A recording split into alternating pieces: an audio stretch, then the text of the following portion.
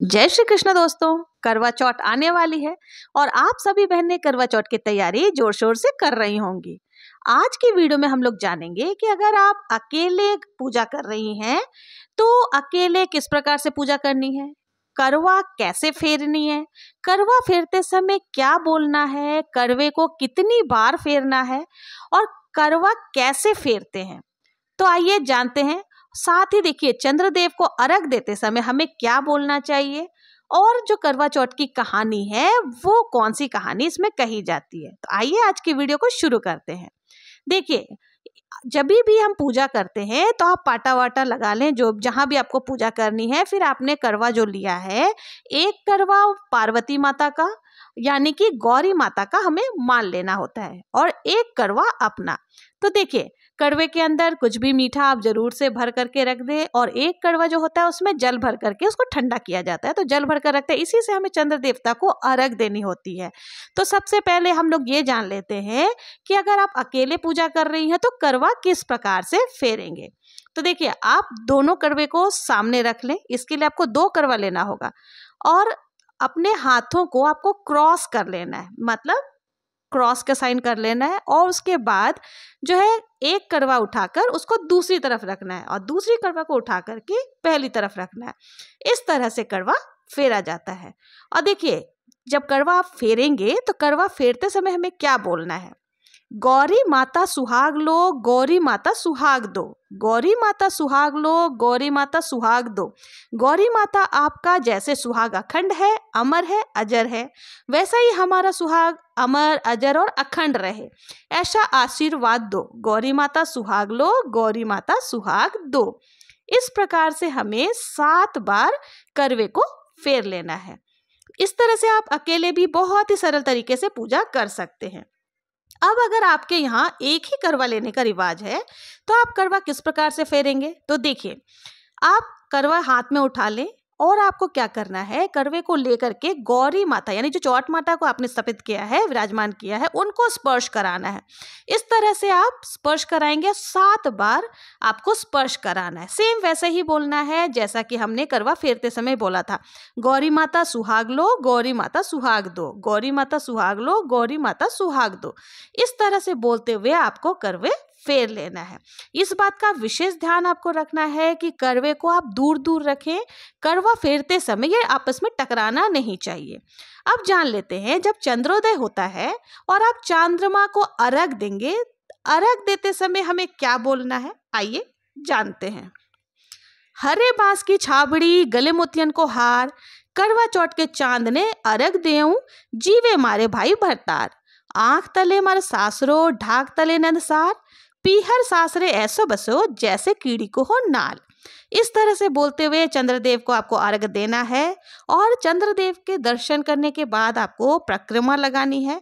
परिक्रमा लगाने के बाद छन्नी से आप बहुत ही प्रेम से चंद्रमा के दर्शन करें, फिर अपने चांद यानी अपने पतिदेव का दर्शन करें और व्रत जो है जल पीकर उनके हाथों से ही खोलें। तो इस प्रकार से आपका जो है चंद्र देवता की पूजा हो जाएगी। अब जान लेते हैं करवा चौथ पर कौन सी कहानी सुनी जाती है। करवा चौथ की कहानी इस प्रकार से, कहानी सुनने के लिए हाथ में आखा यानी कि गेहूं के 13 दाने ले ले, फिर हमें कहानी सुननी है। कहानी कभी भी खाली हाथ नहीं सुनी जाती। कहानी इस प्रकार से है। एक गांव में एक साहूकार के 7 बेटे और 1 बेटी थी। सेठानी ने 7 बहुओं और बेटी के साथ कार्तिक कृष्ण चौथ का व्रत रखा। उस लड़की के भाई हमेशा अपनी बहन के साथ भोजन करते थे क्योंकि अपने भाइयों की बहुत ही लाडली थी।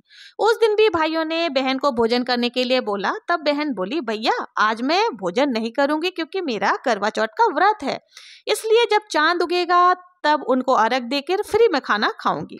भाइयों ने सोचा कि बहन भूखी रहेगी, इसलिए एक भाई ने दिया लिया और एक भाई ने छन्नी लेकर पहाड़ी पर चढ़ गए।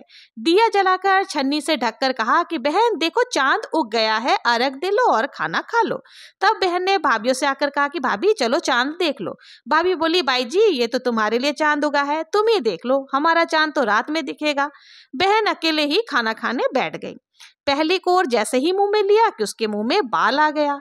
दूसरा कोर जैसे ही उसने लिया कि ससुराल से बुलावा आ गया कि बेटा बहुत बीमार है, बहू जल्दी से घर चलो। माँ ने जैसे ही कपड़े निकालने के लिए बक्सा खोला, 3 बार ही कभी सफेद, कभी काले, कभी नीले कपड़े हाथ आए। माँ ने एक सोने का सिक्का पल्ले से बांध दिया और कहा कि रास्ते में बेटी सबके पैर छूती जाना, और जो भी तुझे अमर सुहाग का आशीष देवे उसके ये सोने का सिक्का दे देना और पल्ले से गांठ बांध लेना। रास्ते में सब औरतें आशीष देती गई पर किसी ने भी सुहाग की आशीष नहीं दी। ससुराल के दरवाजे पर पहुंचने पर पलने पे सोती हुई जेठू थी, जेठ की लड़की झूला झूल रही थी। उसके पैर छूने लगी तो वो बोली कि सीली हो सपूत हो, 7 पुत की माँ हो। ये वाक्य सुनते हुए उसने जल्दी से सोने का सिक्का निकालकर उसे दे दिया और पल्ले से गांठ बांध ली। अंदर गई तो उसका पति मृत पड़ा था। बहू ने अपने मरे हुए पति को जलाने नहीं दिया और ना शमशान ले जाने दिया। बोली मेरे लिए एक अलग से झोपड़ी बनवा दो, वहीं पर मैं अपने मरे हुए पति को लेकर रहूंगी। रोज सासू बच्ची कुची ठंडी बासी रोटी दासी के साथ भेज देती और कहती जा मुर्दा सेवनी को रोटी दिया। थोड़ी दिन बाद माँ की तिलचौट आई और बोली करवा पिला तू करवा पिला, भाइयों की प्यारी करवा ले, दिन में चांद देखने वाली करवा पिला। जब वो बोली कि हे चौथ माता, मेरा उजड़ा हुआ सुहाग तो आपको ही बनाना पड़ेगा, मेरे पति को जिंदा आपको करना ही पड़ेगा, मुझे मेरी गलती का बहुत ही पश्चाताप है, मैं आपसे माफी मांगती हूँ, मुझे क्षमा करे। तब चौथ माता बोली मेरे से बड़ी बैसाख की बैसाखी चौथ आएगी तो वो तुझे सुहाग देगी। इस तरह से बैसाखी चौथ आई और उसने कहा कि भादवे की चौथ आएगी तब वो तुम्हें तो सुहाग देगी। कुछ महीने बाद भादुड़ी चौथ आ गई। माता स्वर्ग से उतरी और वही सब बातें कहने लगी। तब उसने चौथ माता के पांव पकड़ लिए। चौथ माता बोली कि तेरे ऊपर सबसे बड़ी कार्तिक की करवा चौथ माता है, वही नाराज हुई है। यदि तूने उसके पैर छोड़ दिए तो फिर कभी तेरे पति जिंदा नहीं कर सकता। कार्तिक का महीना आया, स्वर्ग से चौथ माता उतरी। चौथ माता आई और गुस्से से बोली भाइयों की बहन करवा ले, दिन में चांदोगनी करवा ले, व्रत भांडनी करवा ले। साहूकार की बेटी ने चौथ माता के पैर पकड़ लिए। वह विलाप करने लगी, हे चौथ माता, मैं ना समझ थी, मुझे इतना बड़ा दंड मत दो। तब चौथ माता बोली कि मेरे पैर क्यों पकड़कर बैठी है। तब वो बोली मेरी बिगड़ी आपको ही बनानी पड़ेगी, मेरा सुहाग आपको ही देना पड़ेगा, क्योंकि आप सब जगत की माता हैं और सबकी इच्छा को पूर्ण करने वाली आप ही हैं। तब चौथ माता खुश हुई और उसे अमर सुहाग का आशीर्वाद दिया। इतने में उसका पति उठकर बैठ गया और बातें करने लगा और कहने लगा मुझे तो बहुत गहरी नींद आई थी। वो बोली मुझे तो 12 महीने हो गए, मुझे तो चौथ माता ने सुहाग दिया। तब पति बोला कि चौथ माता का विधि विधान से उजमन करो। उधर ननद रोटी देने आई, उसने 2 जनों की बोलने की आवाज सुनी तो अपनी माँ को जाकर बोली कि भाभी तो पता नहीं किससे बातें कर रही है। तब सासू ने जाकर देखा कि बहू व बेटा तो जीम रहे हैं और चौपड़ पासा खेल रहे हैं। देखकर वो बहुत ही ज्यादा खुश हुई और पूछने लगी ये सब कैसे चमत्कार हुआ बहू। बहू ने बोला कि माता रानी ये सब मेरे चौथ माता के कृपा से हुआ है, उन्होंने ही मुझे सुहाग मेरा वापस किया है। और सासू जी के पैर छूने लगी। सासू ने अमर सुहाग का आशीष दिया। दूर खड़े हुए पति पत्नी का गठबंधन जुड़ गया और सब चौथ माता का चमत्कार मानने लगे। चौथ माता का व्रत पुरुष की स्त्री, पत्नी, बेटे की माँ सभी को करना चाहिए। 13 चौथ व्रत जरूर से करनी चाहिए। हे चौथ माता, जैसा साहूकार के बेटी का सुहाग अमर किया वैसे सभी का करना। कहते सुनते हुकारा भरने वालों को भी सभी को अमर सुहाग देना। बोलो मंगल करनी दुखहरनी चौथ माता की जय। ये थी चौथ व्रत की कथा। कथा सुनने के बाद आखा जो आपने लिया था उसको आपको साड़ी के पल्ले में या चुंदड़ी जो आपने लिया उसमें बांध लेना है और इसी से हमें चंद्र देवता को अर्घ देनी है। तो हम इससे अर्घ देंगे। अब हमें देखिए इसके बाद गणेश जी की भी कथा जरूर से सुननी चाहिए। कोई भी कथा अकेली नहीं सुनी जाती है, साथ में गणेश जी की कथा जरूर से सुननी चाहिए। गणेश जी की कथा सुनिए। एक बार गणेश जी एक छोटे बालक का रूप धरा और चिमटी में चावल और चमचे में दूध लेकर निकल पड़े। रास्ते में उसे बहुत सारे लोग मिले। वो हर किसी से बोलते रहे कि कोई मेरे लिए खीर बना दो, कोई मेरे लिए खीर बना दो। पर गणेश जी की बात किसी ने नहीं सुनी, परंतु एक बुढ़िया बैठी बैठी सुन रही थी।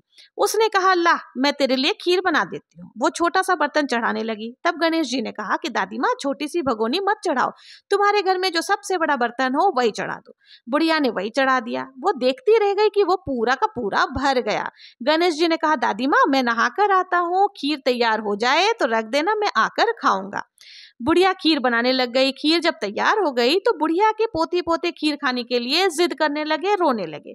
बुढ़िया ने कहा गणेश जी आपके भोग लगाना, और ऐसा कहकर थोड़ा सा जो खीर है वो चूल्हे में डाल दिया और कटोरी भर भर कर बच्चों को दे दी। उधर पड़ोसन देख रही थी तो बुढ़िया ने सोचा कि कहीं ये गणेश जी को चुगली ना कर दे, इसलिए एक कटोरा भरकर उसने उसको भी पकड़ा दी। बेटे की बहू ने चुपके से एक कटोरी खीर ली और वो भी खाकर चक्की के नीचे छुपा दिया। अब गणेश जी नहीं आए। बुढ़िया को बहुत भूख लग रही थी। एक कटोरा खीर भरकर किवाड़ के पीछे बैठकर एक बार फिर से कहा जय गणेश जी आपके भोग लगाना, और खाना शुरू कर दिया। तभी गणेश जी आ गए। बुढ़िया ने कहा आजा रे गणेश खीर खा ले, मैं तो तेरी ही राह देख रही थी। गणेश जी ने कहा दादी माँ मैंने तो खा ली। बुढ़िया ने कहा तूने कब खाई? गणेश जी ने कहा जब तेरे पोती पोती ने खाई तब खाई, जब तेरे पड़ोसन ने खाई तब खाई, और जब तेरे बहू ने खाई तब खाई, और जब तूने खाई तो मेरा पूरा ही पेट भर गया। बुढ़िया ने कहा बेटा तेरी सारी बातें सच है, परंतु बहू बेचारी तो काम में लगी हुई है, वो तो खीर खाई ही नहीं, वो तो सुबह से ही काम में लगी हुई है। गणेश जी ने कहा चाकी के नीचे देख जूठा कटोरा पड़ा है, तूने तो मेरे कम से कम भोग लगाया और तूने कहा ले गणेशिया भोग खा, परंतु तुम्हारी बहू ने तो वैसे ही खीर खा ली। बुढ़िया ने कहा बेटा घर की बात है, घर में ही रहने दो, किसी से कहना मत। फिर उन्होंने गणेश जी से पूछा कि खीर तो बहुत सारी बच गई है, अब बताओ बची हुई खीर का क्या करूं? गणेश जी ने कहा नगरी जिमा दो, लोगों को न्योता दो। जब बुढ़िया न्योता देने गई तो सभी लोग हंसने लगे कि कल तक तो इसके पास खाने को भी कुछ नहीं था और ये नगरी जिमाएगी। फिर भी लोग बोले चलो देखकर आते हैं क्या जिमाती है, और सभी आए और ठाट से जिमे। तभी भी उसका चुरू भरा का भरा पूरा नगर जिम लिया, लेकिन तभी भी उनका जो चुरू था वो खाली नहीं हुआ। इस बात का पता जब राजा को लगा तो राजा भी बुढ़िया को बुलाया और उससे पूछा क्या तेरे पास ऐसा चुरू है और जिसमें खीर खत्म ही नहीं हो रहा? बुढ़िया ने कहा हाँ जी। तो उसने कहा कि ऐसा जो चुरू है वो तेरे घर अच्छा लगेगा या राजा के घर? बुढ़िया ने कहा राजा जी आप ही ले लो। राजा ने खीर का चूरू महल में मंगवा लिया। राजा को लालच आ गया था, इसलिए उसने खीर का चूरू मंगवा लिया। बुढ़िया भी डर के मारे क्या करती, उसने चूरू ला करके राजा को दे दिया। अब जैसे ही राजा ने देखा तो उस खीर में कीड़े मकोड़े बिच्छू कंसले आदि हो गए थे और खीर से दुर्गंध आने लगी थी। राजा ने कहा कि बुढ़िया तू अपनी चूरू वापस ले जा, तूने हमें ये चूरू मैंने तुझे दिया।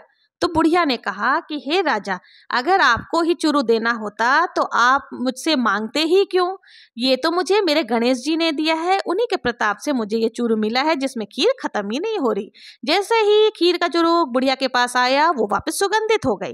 घर आकर बुढ़िया ने गणेश जी का स्मरण किया और कहा कि अब ये खीर का क्या करूं? गणेश जी ने कहा झोपड़ी के एक कोने में खड्डा खोद कर उससे गाड़ दे।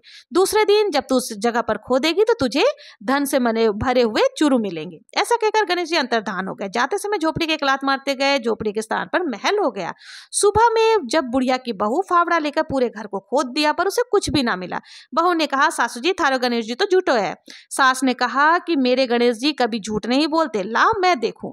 वो सुई लेकर खोदने लगी तो टन टन करते 2 चरे धन के निकल आए। बहू ने कहा सासू जी गणेश जी तो साचो है। सास ने कहा गणेश जी तो भावना के भूखे हैं। हे गणेश जी जैसा तुमने बुढ़िया को दिया वैसे सबको देना। कहानी कहते सुनते और हुकारा भरने वालों की भी समस्त मनोकामनाओं को पूर्ण करना।